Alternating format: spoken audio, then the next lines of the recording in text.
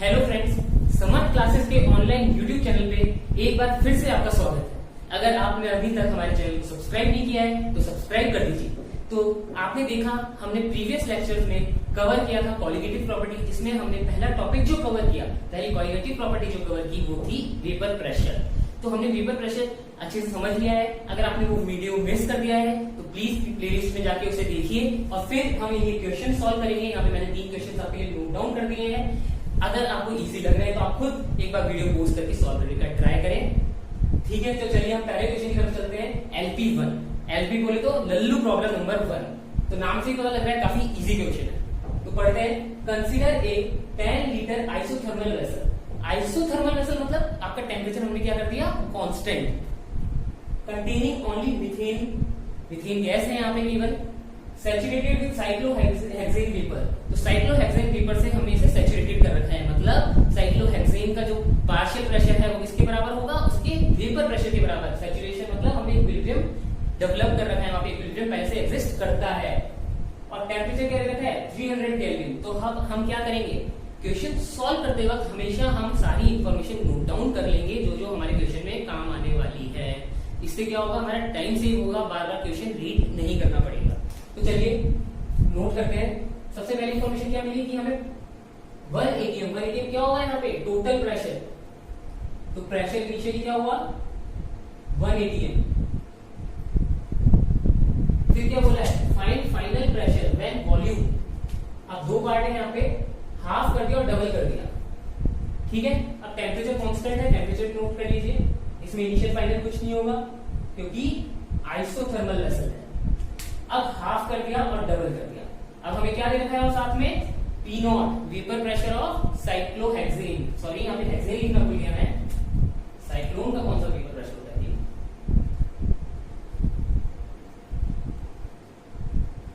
Cyclohexane का यहाँ पे वेपर प्रेशर दे रखा है आपको 4 ATM।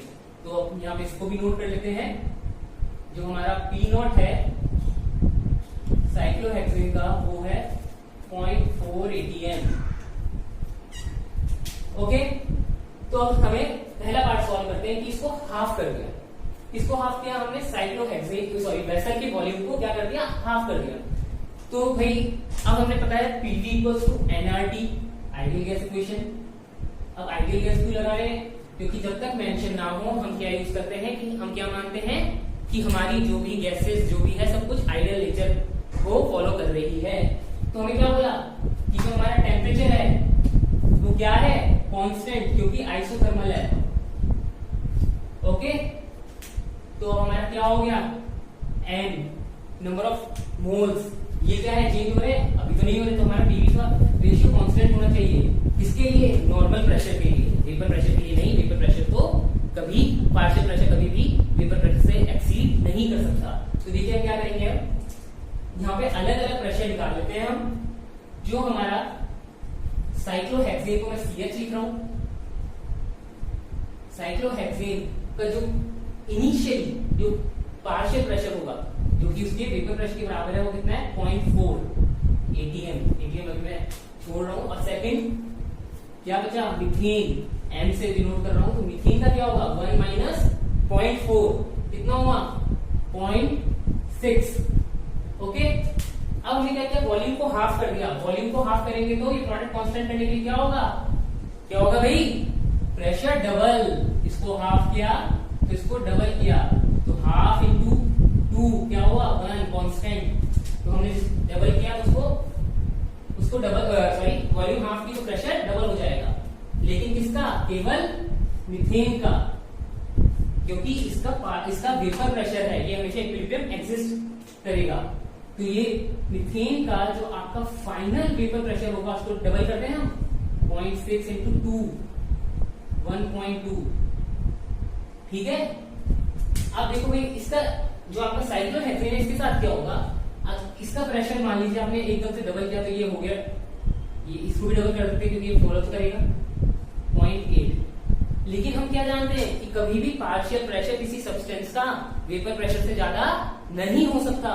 तो नहीं होगा तो अभी क्या करेगा, जो इसके वेपर्स हैं वो कंडेंस होना शुरू होंगे, मतलब गैसियस स्टेट से किसमें आएंगे, लिक्विड स्टेट में। तो अब क्या होगा भाई, ये कब तक कंडेंस होगा, जब तक ये इसका पार्शियल प्रेशर किसके बराबर ना हो जाए, वेपर प्रेशर, क्योंकि हमारी जो भी रिएक्शन होती है वो हमेशा किस तरफ भागती है, इक्विलिब्रियम की तरफ। तो भाई आपने एकदम से किया तो ये हो गया, लेकिन ये रुकेगा नहीं यहाँ पे, ये और चलेगा और आपका जो इसका फाइनल वेपर प्रेशर होगा वो तो सेम ही रहेगा, partial pressure equals to vapour pressure, क्योंकि आपके पास सफिशिएंट अमाउंट है और इतना ज्यादा ही है कि वो कंडेंस हो गया।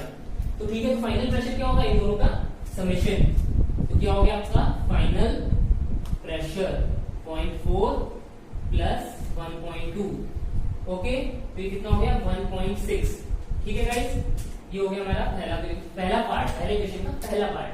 अब यहाँ दीजिएगा, इसमें हमने यहाँ पे वेपर प्रेशर क्यों कंसिडर नहीं किया, क्योंकि हमें गिवन नहीं है, जिस चीज का हमें कुछ बोला नहीं है तो उसे हम नॉर्मल गैस की तरह ट्रीट करेंगे। जैसा कि हमने यहाँ पे ट्रीट किया, यहाँ पे हमें इसका वेपर प्रेशर गिवन था, तो हमने माना कि भाई वेपर प्रेशर से ज्यादा कभी पार्शियल प्रेशर जा ही नहीं सकता, जाता है तो क्या होता है, हमने क्या पढ़ा था कि कंडेंस होना शुरू हो जाता है, कभी भी पार्शियल प्रेशर वेपर प्रेशर से ज्यादा नहीं होगा। तो यहाँ पे क्या हुआ, एक बार तो जैसे आपने किया होगा तो वो 0.8 हुआ होगा कुछ मिली सेकंड्स के लिए, बहुत कम 10 की पावर -10 मिली सेकंड्स के लिए, और वो हाथ क्या हो गया होगा, कंडेंस हो गया होगा, और फाइनली इसका पार्शियल प्रेशर किसके इक्वल हो गया होगा, वापस वेपर प्रेशर के इक्वल। तो आपका ए पार्ट का आंसर क्या आया, 1.6 atm। चलो चलते हैं इसके दूसरे पार्ट की तरफ, तो हमारी इनिशियल इंफॉर्मेशन सेम रहेगी।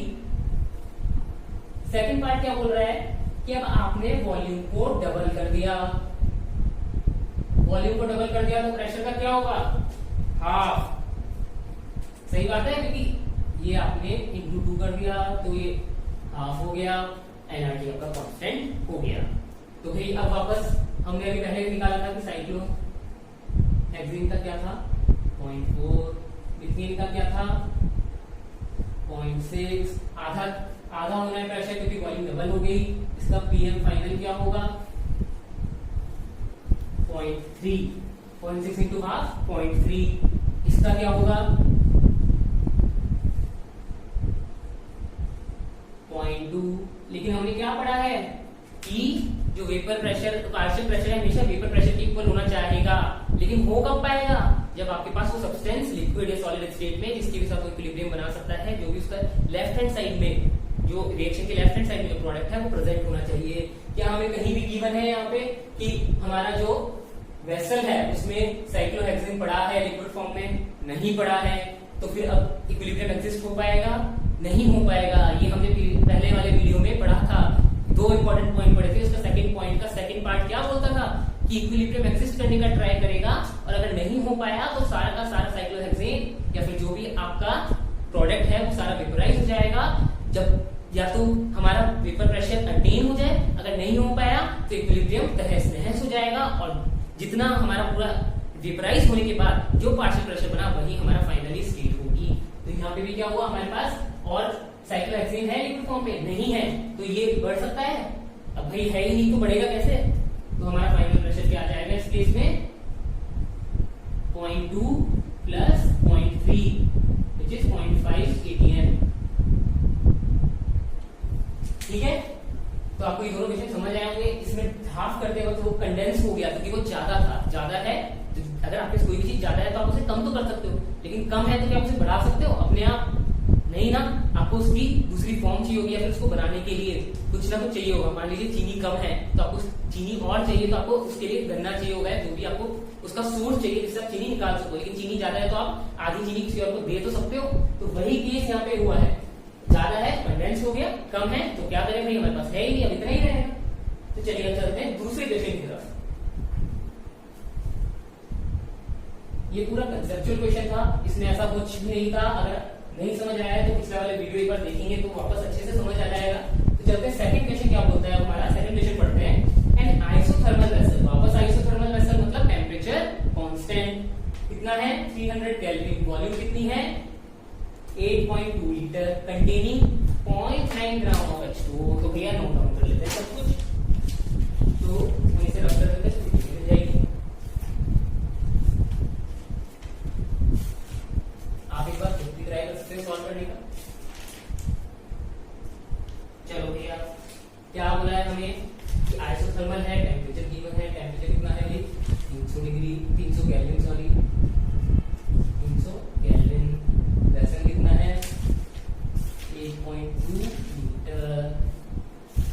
ये क्या देखा है ग्राम। अब देखो क्या पूछा है, number of moles of H2O required for saturation. तो H2O की हमें क्या दे रखा है, वेपर प्रेशर। तो वेपर प्रेशर भी हम लिख लेते हैं यहाँ पे P0W 0.03। तो भाई अब हम एक जब भी गैस की बात होती है हम क्या जानते हैं, PV इक्वल्स टू nRT। तो भैया लिख लेते हैं इसको nRT। तो अब ये पूछा है सैचुरेशन के लिए आपको कितने मोल्स रिक्वायर्ड है पानी के। तो भैया प्रेशर क्या होना चाहिए, ये उसके वेपर प्रेशर के इक्वल, तभी तो इक्विलिब्रियम आएगा, तभी तो सैचुरेशन आएगा। वॉल्यूम कितना है 8.2 मोल्स हमें क्या करने हैं, निकालने हैं। आर की वैल्यू मुझे पड़ी थी 1/12, लेकिन हम यहाँ क्या रखेंगे दूसरी वाली 0.082, क्योंकि हमारी कैलकुलेशन इजी हो जाएगी। दिख रहा होगा आपको। और टेम्परेचर क्या हो गया 300 केल्विन में है। प्रेशर हमारा atm लीटर। आर हमने रखा है 1/12 या 0.082 और 300 केल्विन। तो हमारा आंसर इसमें आएगा मोल्स में। इसको लिख लेते हैं भैया। इसको किया तो इससे इसको काट दे हम, तो कितना आएगा 100। ठीक है, इसको 100 से मल्टीप्लाई करोगे तो हो जाएगा 20 से। अब इसको लिख ही लेते हैं 3/300। ठीक है, उसको 100 से मल्टीप्लाई कर दिया। तो अब हमारा आंसर क्या आएगा, 3 से 3 कट जाएगा 1/100.01। ठीक है, तो हमें कितने मोल्स चाहिए, यहाँ क्या पूछा है कितने मोल्स चाहिए H2O के 0.01। ठीक है, तो इतने मोल्स चाहिए सैचुरेशन के लिए। हमें यहाँ कुछ भी, यहाँ कभी भी नहीं पूछा है कि ये अटेन हो पाएगा नहीं हो पाएगा। अगर हमें पूछा होता कि ये अटेन हो पाएगा तो हम क्या करते, जो वाटर का वेट दे रखा है हमें 0.9, इससे मोल्स निकाल लेते। मोल्स कैसे निकालते हैं, H2O का वेट क्या होता है, हाइड्रोजन में क्या होता है 1, 2 एटम्स मतलब 2 से मल्टीप्लाई किया, ऑक्सीजन का 16, 18, तो ये निकाल लेते हैं। तो इसके मोल्स कितने हो गए 0.9/80। कितना आ गया ये भाई 1/20। ठीक है, इसको सॉल्व भी कर लेते हैं। 0.05। अगर हमसे यह पूछा होता क्या सैचुरेशन या इक्विलिब्रियम बन सकता है, मतलब पार्शियल प्रेशर वेपर प्रेशर के बराबर हो सकता है पानी का, कि हाँ भाई हो सकता है। ये तो हमें 0.01 मोल्स ही, हमारे पास 0.05 मोल्स है, मतलब ज्यादा है कि हाँ भाई हो जाएगा, इक्विलिब्रियम बन जाएगा। तो चलो एक पार्ट हमने सॉल्व कर लिया। अब चलते हैं नेक्स्ट पार्ट की तरफ। नेक्स्ट पार्ट क्या बोलता है, फाइनल प्रेशर निकालना है अगर इनिशियल प्रेशर 0 है। तो यहाँ क्या बोलते हैं आपको कि इनिशियली कोई वैक्यूम है, तो आपका यहाँ पे केवल प्रेशर, फाइनल प्रेशर जो होगा वो क्या किसका होना चाहिए, पानी का। तो हमने अभी यहाँ पे एक चीज देखी कि क्या हमारा सैचुरेशन एग्जिस्ट हो सकता है। हमने क्या देखा कि हमारे पास है 0.5 मोल्स, चाहिए कितने सैचुरेशन के लिए 0.1 मोल्स। सैचुरेशन आएगा, हाँ जी आएगा, क्योंकि हमारे पास ज्यादा है। हमें कम चाहिए तो है हमारे पास, हो जाएगा, बाकी हम नेगलेक्ट कर देंगे। तो भाई अब इस 0.01 मोल से हमारा पार्शियल प्रेशर क्या हो जाएगा, वेपर प्रेशर के इक्वल। तो कभी भी पार्शियल प्रेशर वेपर प्रेशर को एक्सीड नहीं कर सकता। तो हमारा फाइनल प्रेशर क्या हो गया, जो इसका वेपर प्रेशर है 0.03 atm। और कोई यहाँ पे हमें बोला नहीं है, कोई भी गैस प्रेजेंट है कि इनिशियल प्रेशर हमें 0 दे दिया है। तो हमारा फाइनल प्रेशर क्या हो जाएगा, जो कि वेपर प्रेशर है पानी का। चलो इजी था ये भी। अब चलते थर्ड पार्ट की तरफ। भैया अब क्या बोल रहे हैं, थर्ड पार्ट बोल रहा है हमारा परसेंटेज ऑफ H2O वेपराइज्ड। अब भाई कितना परसेंट हमारा H2O उड़ गया, भाप बन गया।